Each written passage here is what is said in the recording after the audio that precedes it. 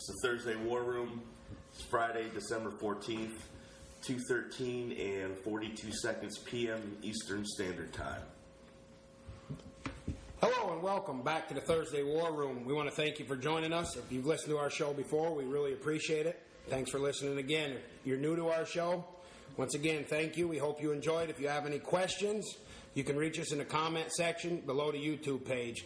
But before we get started, let me introduce the guys on the show. To my left, I got Chip. Howdy. To my right, I got Greg. How you doing? And I'm Larry B. We're going to go ahead and get started this evening. We always start our show off with the question of the week, and we got a pretty good question this week. Might take a little time, so let's go ahead and get started. Our question comes in from Columbia, South Carolina, from Sean Patch. He writes, what do you guys feel about the proposed change on 4th and long listed below? Kind of does away with the Hail Mary, fake punt, etc. Goodell and Rich McKay, the head of the league's competition committee, discussed an idea brought up by Tampa Bay Buccaneers coach Greg Schiano, in which a team, instead of kicking off, would get the ball at its own 30-yard line in a 4th and 15 situation. The team then would punt the ball away or replace an onside kick, could go for it, and if it failed to get the first down, the opposing squad would start with great field position. How do you feel about that? I don't like it at all. I understand what the commissioner's trying to do.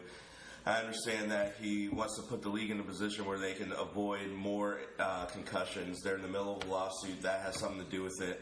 I think this is, would it help concussions? Probably so. Just reducing the yardage on the kickoffs has cut concussions on those plays by 40%. So there has been improvement, and I can understand wanting to eliminate the whole thing. But the argument is, well, if you're going to punt it, you know what? That's sort of the same thing. It's less time in terms of people getting down there, but once you get these punters if they go to that, you're looking at punters being better and evolving, because people are going to end up punting more and punting longer, because that's going to be an important part of the game. As far as 4th and 15, you look at a Tom Brady, you look at Aaron Rodgers, Ben Roethlisberger, even Joe Flacco when he feels like playing. 4th and 15 is nothing to them. And you don't want to get in a position where you just have teams continually going for it all the time. Because that will happen, and that'll be a new stat that everyone is marveling about and blah, blah, blah. But, I don't like the rule, and I think that they should just leave it as it is right now. Until they come up with something, because you take off opening kickoff, you start 4th and 15. I don't know. Well, Not to interrupt you, but what about Brady scoring 50-some points the other night? How many times would they have kicked off in that game? How many times would you have given them a chance to go for it on 4th, 15? How many times would Brady have gotten it? You're going to turn football into a track meet. If they get it and they continue scoring, he had 50, it could have been 75 points. If it's a team that does something dumb and can't get it, the other team gets it that close to, that far down in the other team's end of the field, you turn football into a track meet. I think it's ludicrous.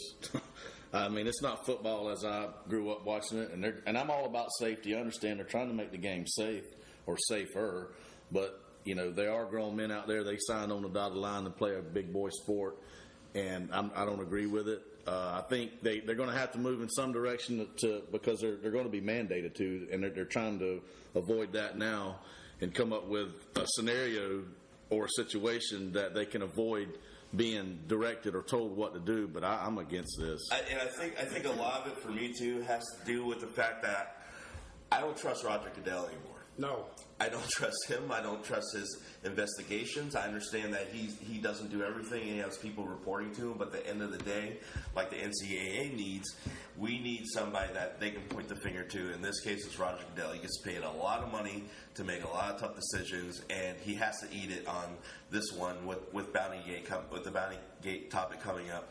But, I don't know that it's a pure reason is for the player's safety. I think that it has to do with his lawsuit. I think it has to do with different types of players, because you're going to have the punt team is going to be really really beefed up, you're going to have like the real premier athletes on the punt team, because that you're also cutting down on special teams. Well, I agree with you a lot.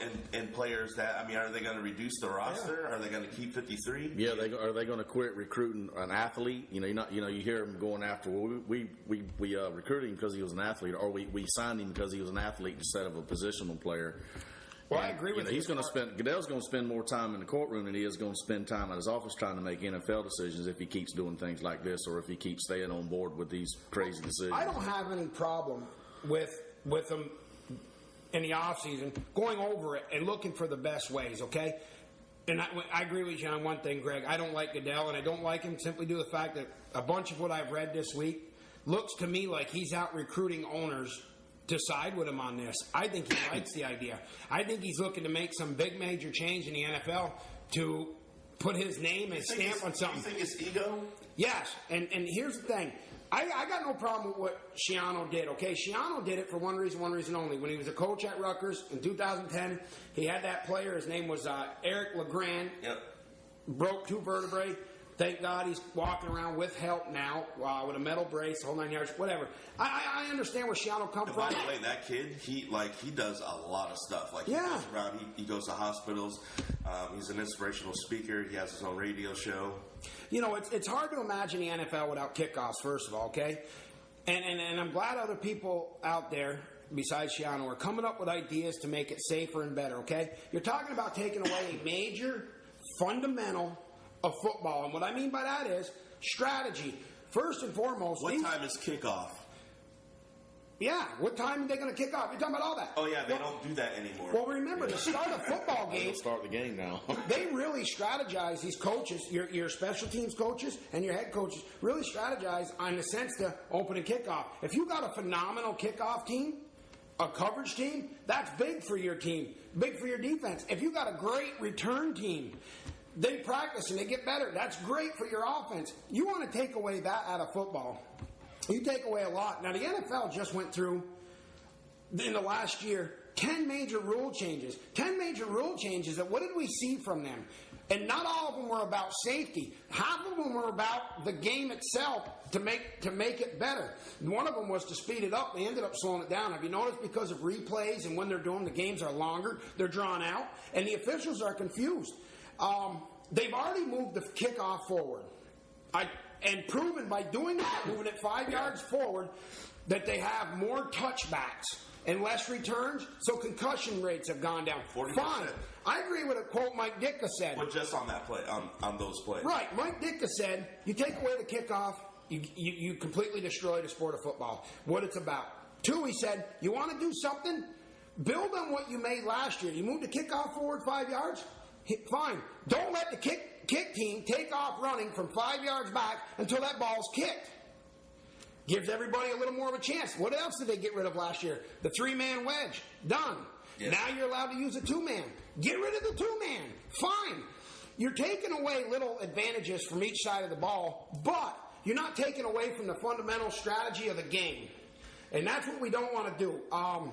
You're going to get into that, and I think you're going to end up with a little bit of a boring game. And like we said earlier, you're going to turn it into a track meet because you don't think, like you said, a Brady or a Peyton Manning or any of them won't take the chance to go for it on. Maybe not in the beginning of the game. No, but here's one strategy. Okay, you know that they're not a deep team and they're shorthanded on defense. So why don't we go for 4th and 15 so we keep them out for another rotation? Yeah. Why don't we do it again so we keep them out for another rotation? Keep our defense. Well, here's another thing. Score, and I think that's what I don't like about it the most is you don't have the opportunity if you can't stop somebody.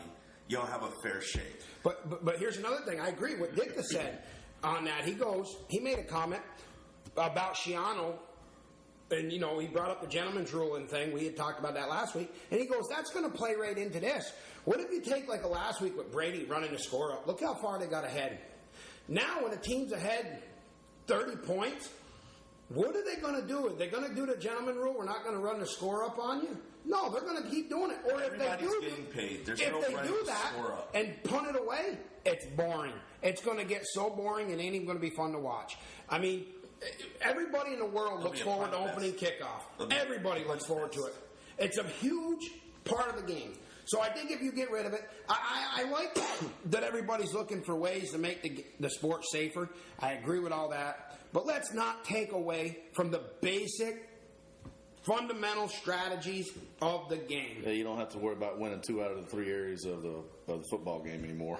Right. Well, they're going to eliminate one. Teams actually win with their special teams. They look to do it. It's a big deal. I mean, look at some teams that pull off upsets because of a kickoff return or something. You know what I mean? You know, and if they get rid of that, what's next?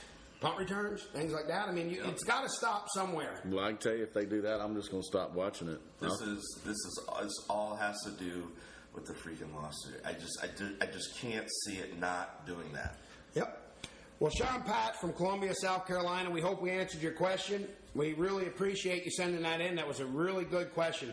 To everybody listening, if you got a question, please send it in. We'll be glad to answer any and all questions. All right, moving on tonight. We're going to move on to another topic. Our next topic falls under our fourth down territory segment. We're going to move into the Bounty Gate. Everybody's been hearing about it on ESPN and on Sports Talk this week. Paul Tagliabue overturning the judgment, that Goodell put on everybody, the suspensions. Goodell's not happy, whatever, but it's the Bounty Gate and where we're at. My first thought was, Roger Goodell is in hot water, and the more I think about it, I think this is still a win for the NFL because it's showing how that far out of the way Roger Goodell is trying to make an example of any and everybody. They did it with Ed Reed. They did it with Bounty Gate. Mm-hmm. They did it with Pac-Man Jones. He's about putting someone on blast and making sure everybody knows this is what happens when you do it. He handpicked Tagliabue to go ahead and make the final decision. And in his statement after Tagliabue overturned any and all fines and suspensions, he still said, I fundamentally disagree. And to me, that means that if he had his way, everybody would pay big and dear. And again, I still think, I'm a broken record at this point, but I still think this really goes to the lawsuit. When you look at the Players Association, you look at the NFL, you had Gene Upshaw and you had Tagliabue, and they kind of worked together. Mm-hmm. Now you have DeMaurice Smith and Roger Goodell. And they hate each other. Well, it's a business. They're lawyers. They don't even like each other. They don't even talk. They're lawyers. And that's, they talk through certified mail. Yep. Yep. And so sounds like Goodell went in there half-cocked to me. And now, I question any and all decisions that he makes going forward and wondering if he is really the right man for the job. And to me, it's appearing that he's not coming through with being his track record's not looking good. No. Well, like Tagliabue said, I made a decision. This is how it is. But I am telling you, and reasons he didn't lift suspensions on Sean Payton and him, and Greg Williams or any of the people in the front office, he said, I place all the blame on the coaches in the front office, which I agree with. That's where it starts. Then you work your way down. There was never enough evidence against the players. There was never enough. I mean, and then he's going back. Look at Goodell now chasing his tail, looking at other teams, things that have come up, players that went other places and said, hey, this team was doing it, that team was doing it. Now he's out looking at all that. I really think Goodell, I said it before, he's looking to put his name on something major. Because you know what I think? I think he don't think his ass is going to be there much longer. And he's looking to put his name on something and say, look, I did this. I took care of this. Here's what I did. Because he's on his way out the door. Yeah, if he's making a decision like this, he'll be out the door. And that's why he's pushing. Everything I read this week, not to go back to the question of the week, but everything I read, he's after he's after the Giants president. He's after the Atlanta Falcons president. He's starting to try and recruit people that are owners to say, hey, let's push this rule through.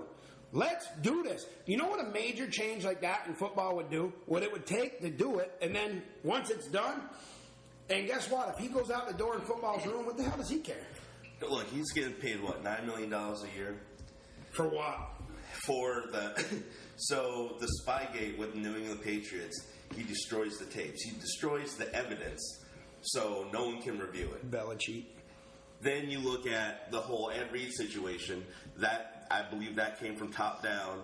He got fined a games check, which is like $100,000, and that got turned to a $50,000 fine, and he could play. You look at Bountygate. I mean, could it be a bigger disaster? And and I think they were trying to do that so Vilma would drop the case.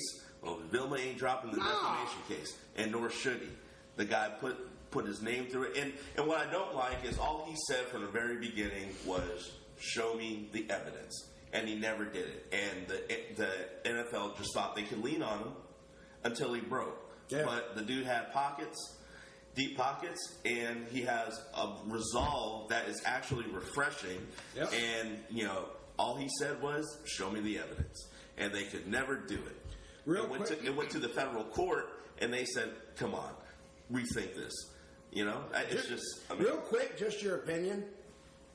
I want to ask you two names, just to give me a yes or no. Sean Payton come back to the Saints. Well, first, do they have him back as the head coach?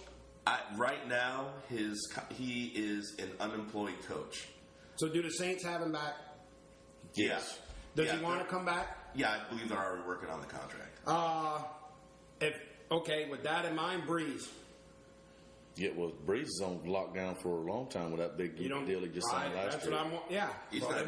We've already seen that them things can change night and day. But I'm just asking, with all the problems they've had and the team rearranging, because Tom Benson goes to show how important the head coach really is. Yeah. Tom Benson came out before this all started, the Bountygate, and told everybody, Sean Payton down and his staff, this has got to come to an end now. I want it done now. He already knew they were going to be in trouble. He's seen it coming. Yeah. So that's what made me ask you the question. Tom Benson is the owner. Tom Benson made the comment, and it continued. Greg Williams is gone. What they can't do is what Joe Vitt's the coach right now, the interim coach. He's not the answer. No, absolutely not. Okay.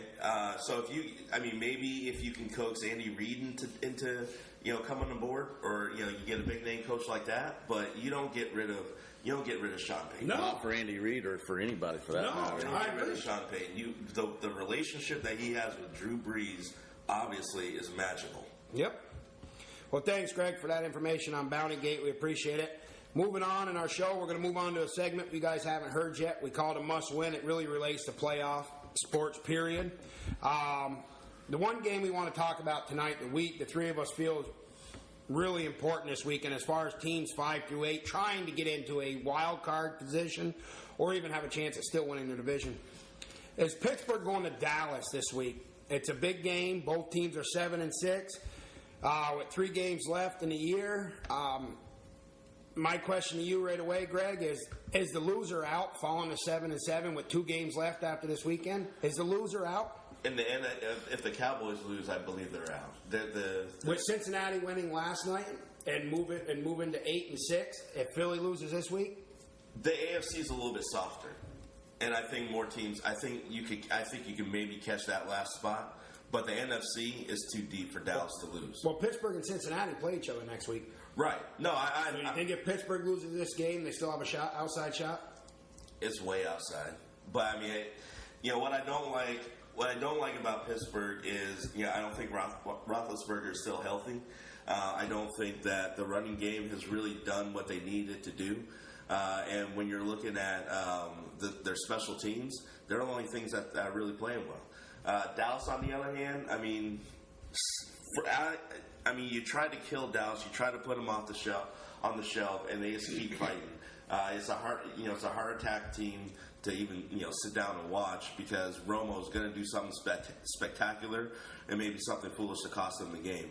I think that's what's going to happen. Des Bryant's going to play with a broken left index finger. And you know what? And that sounds all nice and heroic. And he has been playing better the last 3 or 4 games. But other players have done it.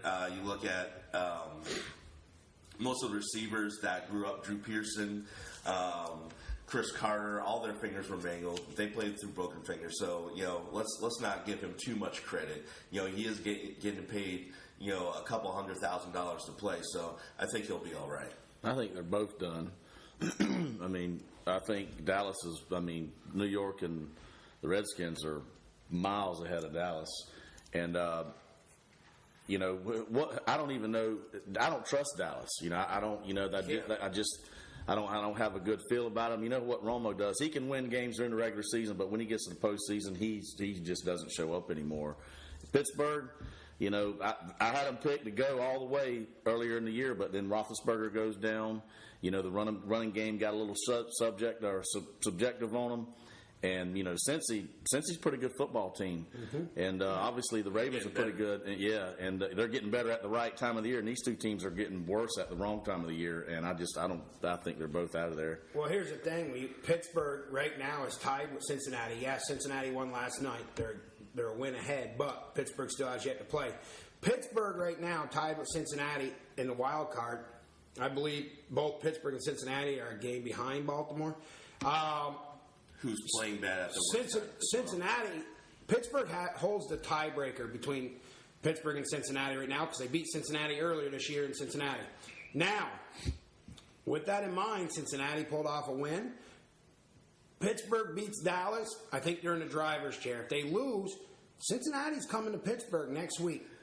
That's going to be it. I think if Pittsburgh loses this game against Dallas this week, they're done.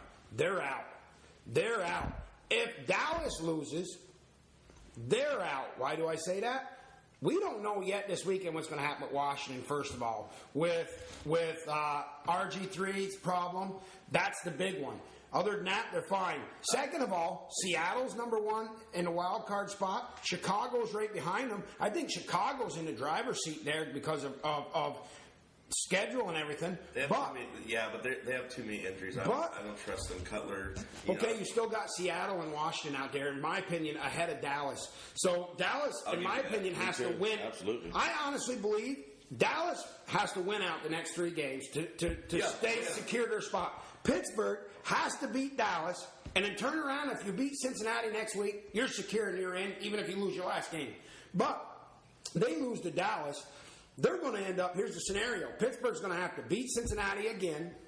They're going to have to win their last game of the season. And they're going to have to hope Cincinnati loses one of them two. There's no doubt about it. So in my mind, it's tough for both of these teams. Pittsburgh's secondary's banged up. They got nobody back there. Yeah. Everybody's gone. It's going to be, the loser, I think, goes home. I think the way it's going to work out, loser this team goes home. Dallas, starting last week, had to win their last 4 games in order for them to even have a shot, because we still don't know what New York and Washington are going to do. Well, remember, if Dallas, Washington has to win out as well. They can maybe lose one. I forget which. I don't think they can if Seattle and Chicago keep winning. If they keep winning, I think there's one game they can lose, but it's a specific game. And they still have an outside shot, but they have to win out as well. Well, the loser of this week out of this game is out, and next week the other team is going to lose, and they're going to be out. Well, yeah.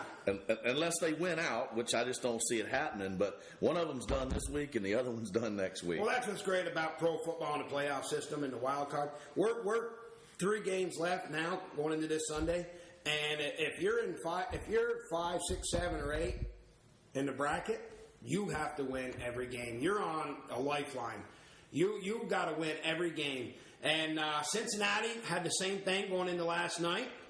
I don't think they played nearly as hard of a team in Philadelphia. But, hey, Philadelphia's been trying to come around, play some football with Nick Foles. And, they did what they did. But Cincinnati put on a clinic last night. Look at the beginning of the game. 14 points in, a minute and some change? They were behind, though, at first. Who was? 10-13 is what I thought I saw. No, Cincinnati. No. No, my bad. Cincinnati. The wrong thing. Yeah, Cincinnati was just brutal. I mean, what'd they get? A fumble and score, and then, it was just one thing after another. Philly had trouble. They came back, put some points. I believe it was 13 on the board. Regardless, Cincinnati did what they had to do. They're 8-6 now, and they got Pittsburgh next week. So now they got an extra couple days to look forward to Pittsburgh.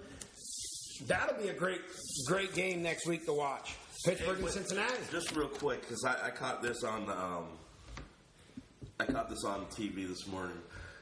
They're thinking about adding more teams to the playoffs, like 14 or 16. Why do it? Because if you look at this year, if you start going down to that, you're going to have teams that are with 6 wins getting in the playoffs. If you look at the records this year, you're going to have teams with What is that 7 going wins. to accomplish by doing that? I mean, you're just extending a bad team Revenue. a little bit longer. Revenue. First, it's going to. That's all money driven, obviously. Secure more revenue. They're probably looking at either dropping like the bye week, and adding one more Sunday, or eliminating. I don't like it. They already want to get rid of preseason, so eliminating. if they don't do that and they add more playoff games, these players are going to say, "Hey, if I'm an owner, I don't like it. I don't want my stars on the field more than I have to put them there." But it's also or risk of injury. But it's also job security. If you have to make the playoffs, and you're Rex Ryan's in if they go to 14. You know, but that's what I think they have a perfect, the way they schedule, the way they have their playoffs, I think it's the perfect setup. Every now and then you get a Seattle, New Orleans, where New Orleans went, I think, 12 and 4 or 12 and 5, and they had to go up to Seattle, and Seattle thumped them in the playoffs.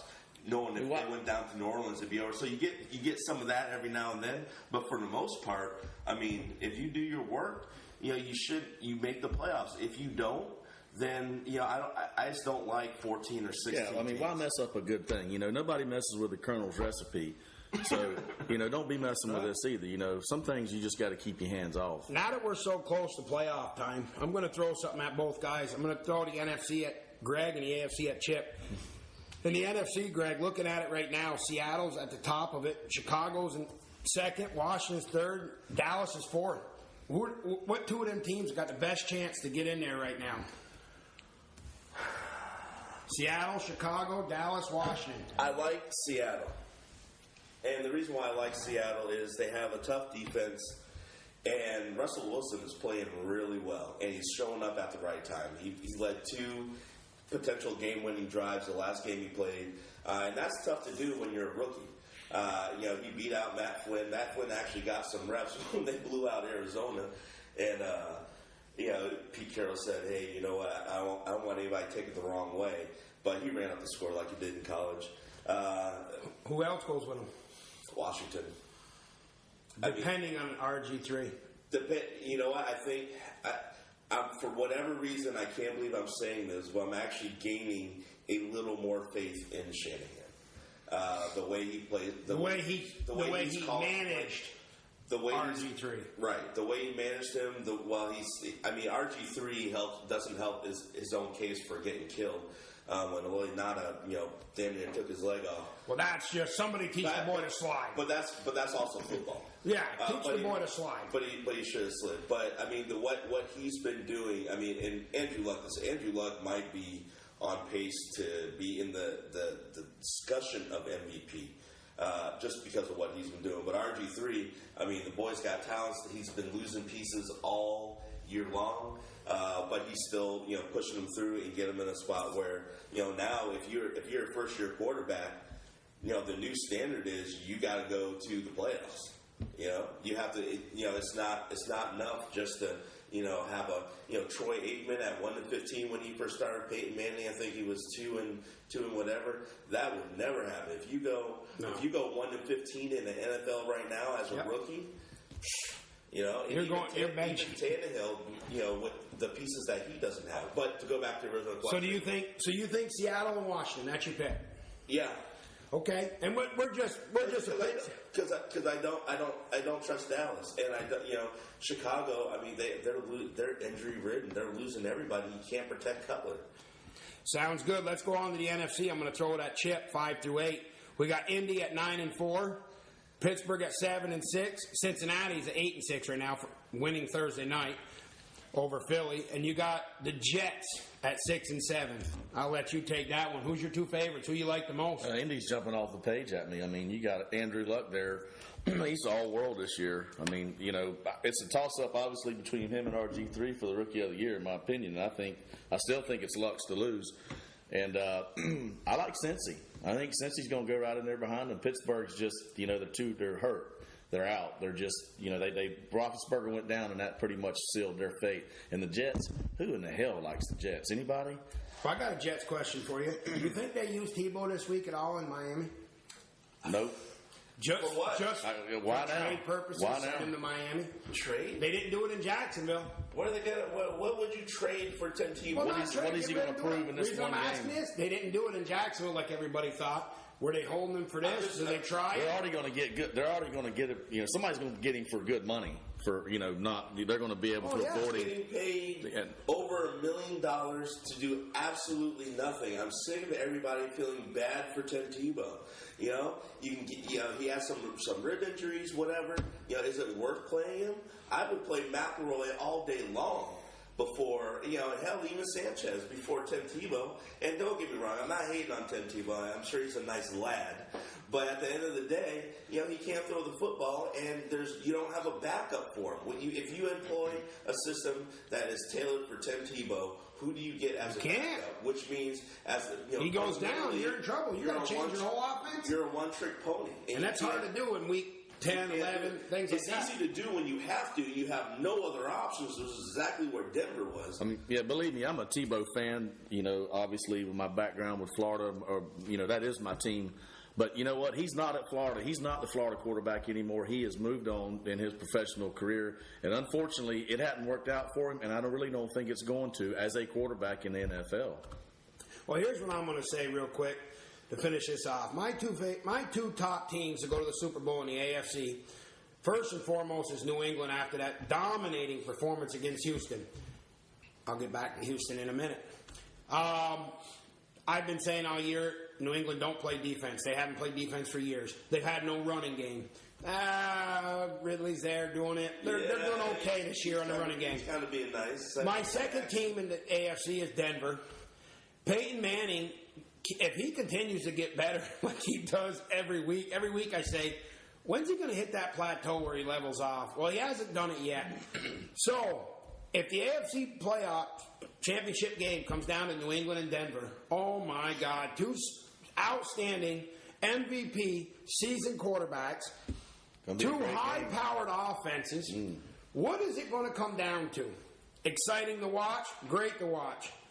In the NFC right now, I still think it's real hard to call. I'm going to say San Francisco don't go to the NFC Championship, and I'll tell you why. They got problems, and they're going to lose again this week when they go to New England. Or New England goes to San Fran regardless. Yeah. They're going to New England, I believe. They're going to lose. San Fran's losing again this week. Atlanta's not making it to the NFC Championship game. Nope, not at all.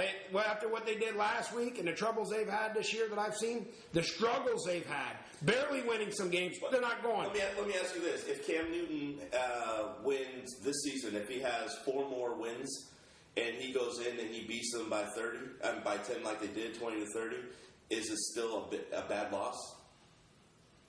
Yes, because of what the play Carolina's shown this year. Yes, it's still a bad loss. No, but I'm saying if Carolina looked better and they played the exact same game and beat Atlanta by 20, and by a score of 30 to 20, is it...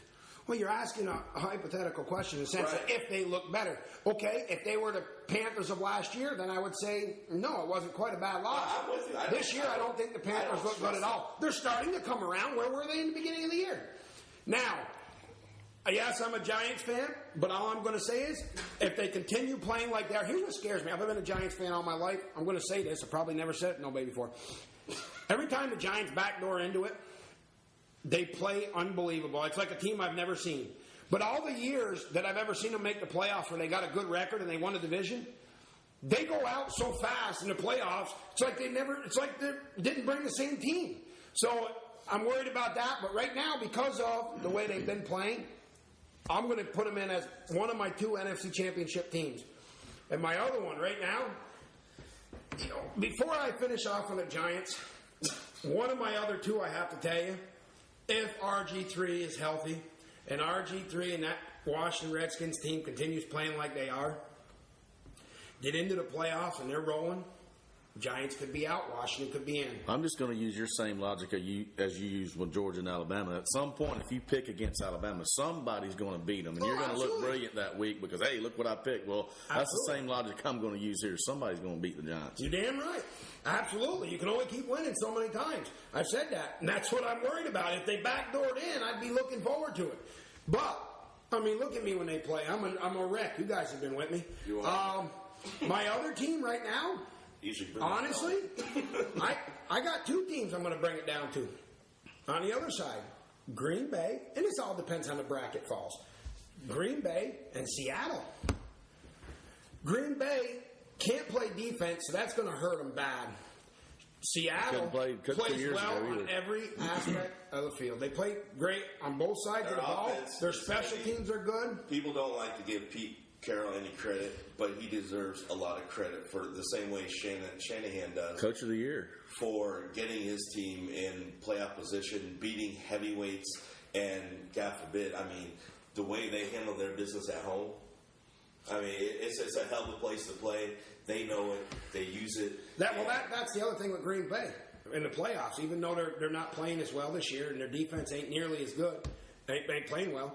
You go to Green Bay in January and play. That's tough to do. Yeah, that's tough to do. You don't want to go there. You take a Atlanta team and put them in Green Bay. Good luck. Seattle might be able to swing it. They play outdoors. They play in the cold. Yeah. We already know the Giants can. Washington can. Chicago can. San Fran, goodbye. I think San Fran's done anyway.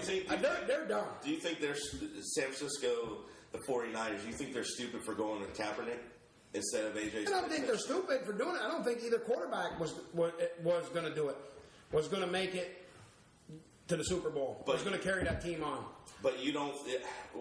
The team can carry either one of them quarterbacks. That's what I'm saying. The team can carry either one of them quarterbacks. The defense will let that happen. What I'm saying is, do you think their chances are better or worse? And the only reason why I say that is because once you start getting into the playoffs, worse because Alex Smith is seasoned. Once you start getting into the playoffs, you're going to start seeing. I mean, these coaches have been setting you up all year. You're going to see different looks. And when you're a young guy and you haven't had those reps, those in-game reps. God forbid. I mean, think about Smith. He has had, this is his 9th year. He's had 7 offensive coordinators. Yep. You know, he's seen a lot. He's been exposed to a lot. He's had to learn a lot. How he kept his job, I have no idea. And then now he loses it because of a concussion. Hey, sour grapes, too bad. You're still getting paid. You know, rest up, learn more, you know, increase your knowledge. Maybe get some agility drills in there. I think the best game of the playoffs, the absolute best game, and I'll tell you why, this year is if you match New England against Denver in the AFC Championship, and here's why. Neither one of them quarterbacks know how much longer they got, if they're going to continue longer, or if they'll ever see the Super Bowl again. So if you put them two quarterbacks in the AFC Championship this year, it's going to be a slobber knocker. Here's a good. You think Peyton Manning needs it worse than Brady? Absolutely. He only has one. Brady's got 3. He has Brady. I mean, Brady's in thin air by himself up there. I mean, he's in rare air. I agree with Chip. Peyton needs it more. I don't want to be second to little brother all the time. No, little brother or not. I think Brady's got plenty. Peyton, just what he's going to prove this year. He doesn't. Brady's right there with the greats. He wants to be exactly right, but he wants to be in thinner air. And I think he's pressing harder than Peyton Manning is. Now I get the Peyton Manning angle where his little brother, daddy never did it either, and he at least wants to be equal. Plus he's a competitor. You don't have 4 neck surgeries, come back. When everyone's saying, you know, just after you give birth to twins, well, his wife did, but just after having There's twins. another one. Denver plays Indy in the playoffs. Boy. Another big game. Yeah. Another big game. I agree with Chip. Peyton needs it worse, and only because, I'll tell you what, if he comes back from what he came back from, went to Denver, all the controversy circling around him, can he even play, then going to Denver, and da-da-da. Then they had a couple little losses, and then they came back. They've been winning every game. All of a sudden, he moves on into the playoffs and goes to the Super Bowl. I'm telling you, it's media frenzy. Boy, It's John gonna go Elway's sure crazy. going to look like a brilliant GM. And John Elway's going to look like a genius, and Tim Tebow will be a forgotten. He already is. So, I mean, Just numbers alone, Peyton's got a. Peyton wants. I can't say Peyton wants 2 more than Brady wants 4. I can't say that. But when you go down in history. Now I'll say this: Peyton needs it more. Oh yeah, well, I thought that was the question. he don't. I tell you right now. I think Peyton needs it way more than Peyton Brady needs it does. more than Brady. I agree with I that. tell you right now, win or lose, Peyton doesn't retire after this year because he feels like he's been reborn. Brady He don't thinks either. he's a young cat again and can play. Whether his body feels it or not, mentally, he thinks he's there to play. I mean, he don't. I truly don't think he feels any pain when he's on the field. Not watching him run around like he does. I think he just got more confidence. Every game he's got more confidence, and Who do you think's pressing harder for it? I think Peyton's pressing harder for it. So I still think Brady is. I think that 6th round. Man, them guys up there in chip New on my England, shoulder. they're calm and cool. Belichick and Brady, man, you don't see that anymore. Don't forget, And New they England just has no defense. Oh, yes. The other night they showed something against Houston. Well, Houston is not that good anyways. I don't care what the record is. They're not that good. Comeback player of the year: Peterson or Peyton? Boy, let me first start off by saying both of them are incredible individuals to come back from what they came back from and not only play the game, but are at the top of the game. They're the best of the best. Again, major surgeries on both of them. That's phenomenal. Congratulations, guys. I think Peyton, just because if because of the courage it took to come back, because he was one hit away and he may have never walked again, he may have never breathed again. We don't know what could have gone on in his neck. Now Peterson blows out a knee again. That ain't so-called life-threatening. It's career-ending, but not life-threatening. But for the courage that Peyton showed to come back from this 4 neck surgeries, and he still had the will and he still had the courage to get out there, and not only that, he's came back to the top this year. How do you not put Peyton in Chalk there? went up to sports medicine because 10 years ago, sports medicine has evolved so far, so much in rehab and surgery and everything else. From surgery to rehab to getting these guys back on the field. I watched a thing the other day with Peterson. They're showing this monster make cuts.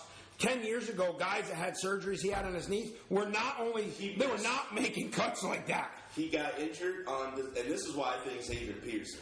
He got injured on December 24th or the 26th, something like that, last year. Missed 1 game and then didn't miss training camp. Came back and he's potentially going to break, or potentially going to get 2,000 yards. He tore his ACL, his MCL. They had to literally reconstruct all the cool parts of your knee that keep it working. It's in his freak case really well. And the guy, I think it from now maybe Peyton Manning because that is your neck. And you have the ball in your hand more so than anyone else, and he's engineering a team to do a lot of stuff. He's a field general. He's looking at MVP, and I get all that, but I just think what Adrian Pearson did from a physical body standpoint is remarkable. Well, it's like Larry said, it's definitely chalk it up to some wonderful medicine we have out there, some wonderful doctors in the sports medicine world, but. I just injury alone, just basing it on pure injury alone, the courage that it took.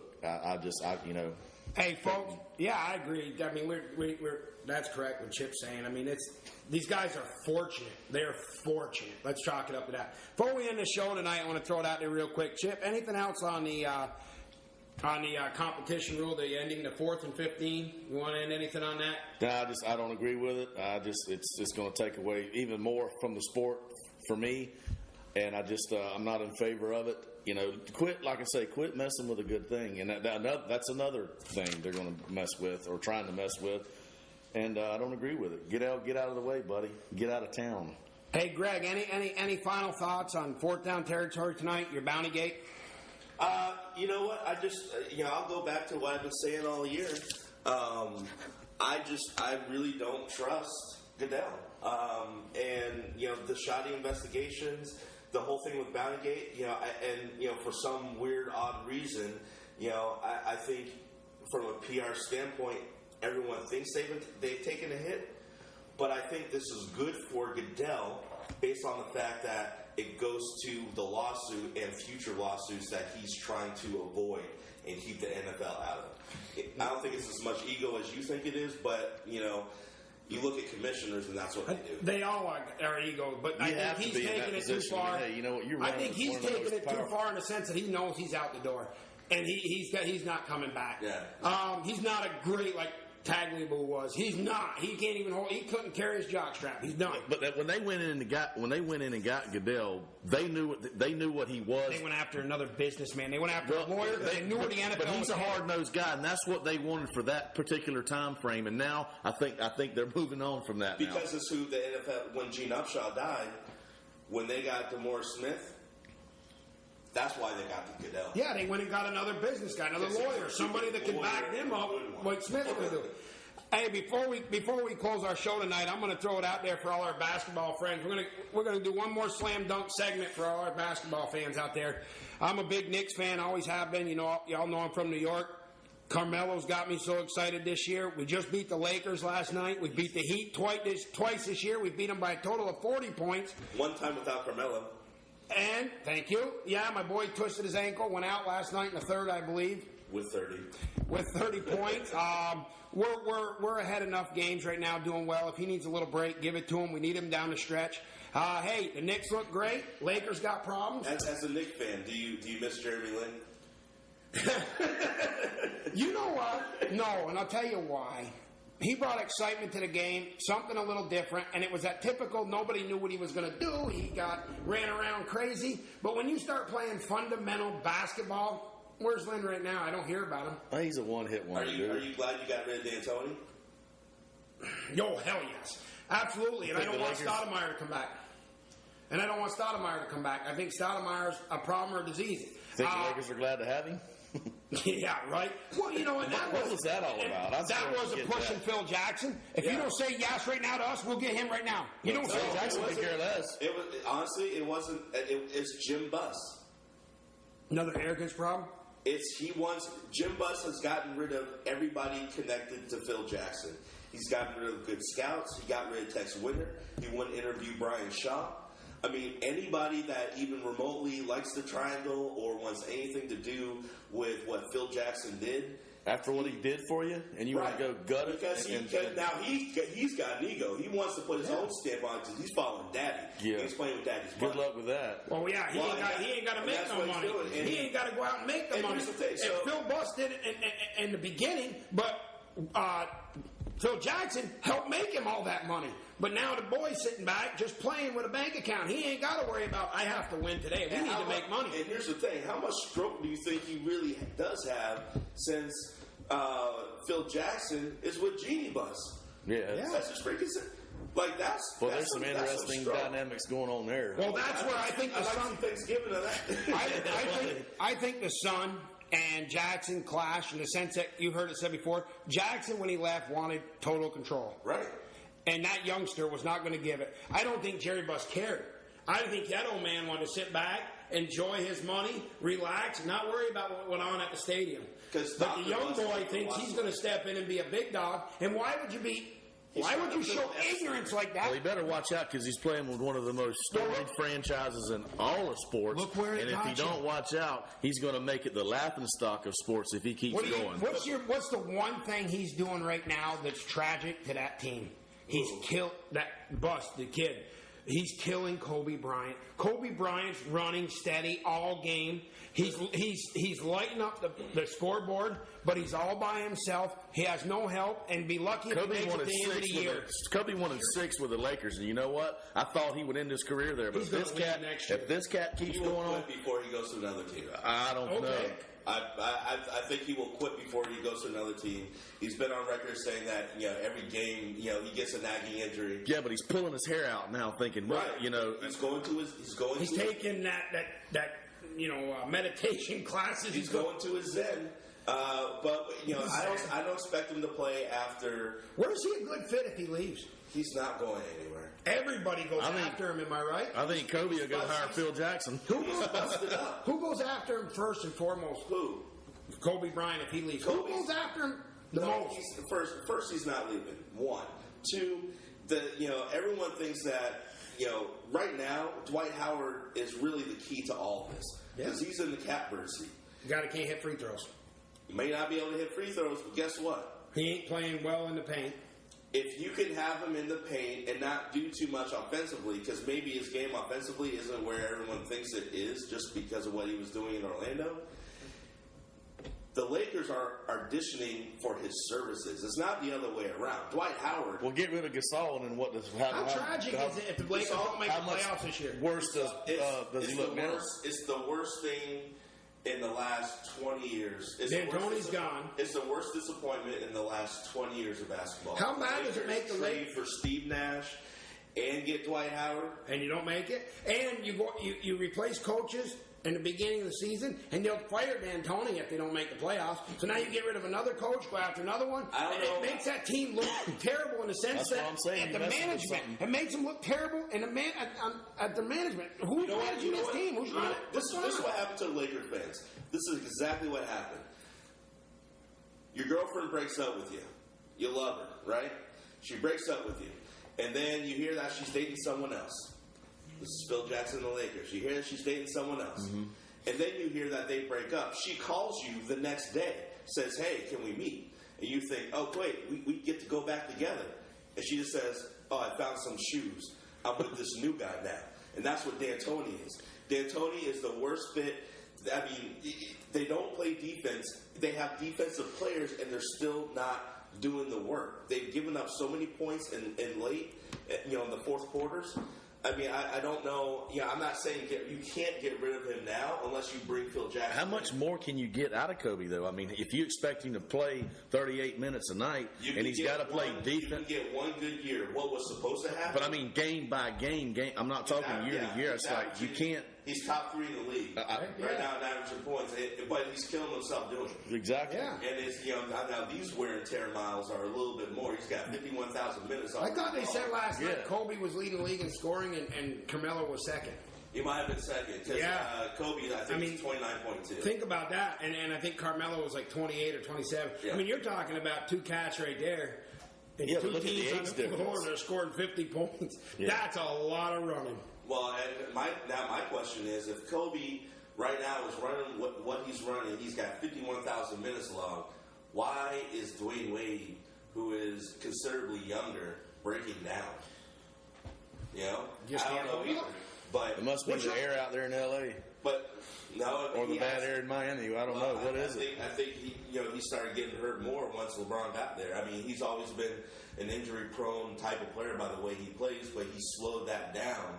He's a little bit smart with how he goes about it, but he keeps breaking down. I mean, the Heat can get it. And I'll tell you what, NBA Eastern Conference Finals, Heat and Knicks. Oh, that'd be great. Yeah.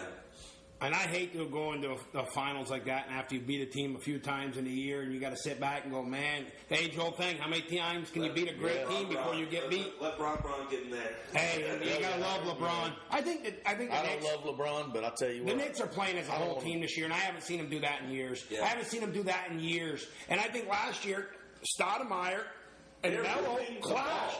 They're moving the ball. All over the place. And it's opening up everything. Last night's game, basketball was exciting last night. It was. The first 5 minutes of the game, both teams were knocking down threes and jumpers. Like Carmelo hit one after the other. Carmelo came down on a 1-on-4 fast break and pulled up. And nailed three. And Kobe was doing the same thing on the other side. Then Felton got involved. Little Felton running underneath, making layups. I mean, these guys were throwing it from the arc like it was easy. And it looked easy. Yep. I didn't know if they were going to slow down. I said, this game goes over 200 before they're halfway into the fourth quarter. They were getting it, man. But it's exciting. So there, for all our basketball fans, we hope you enjoyed it. We're going to have a lot more basketball this year. Hey, we're going to close out tonight's show. Say goodnight from the Thursday War Room. We hope you enjoyed it. We hope you come back and visit us again. And just from one thing from the War Room, thank you so much for all your support, all you subscribers. We really appreciate it. We're working really hard to make sure you guys get a great show. So I want to say goodnight from myself, Larry B. Good night. Chip, Greg. Later. And we look forward to talking to you next week. Have a good night.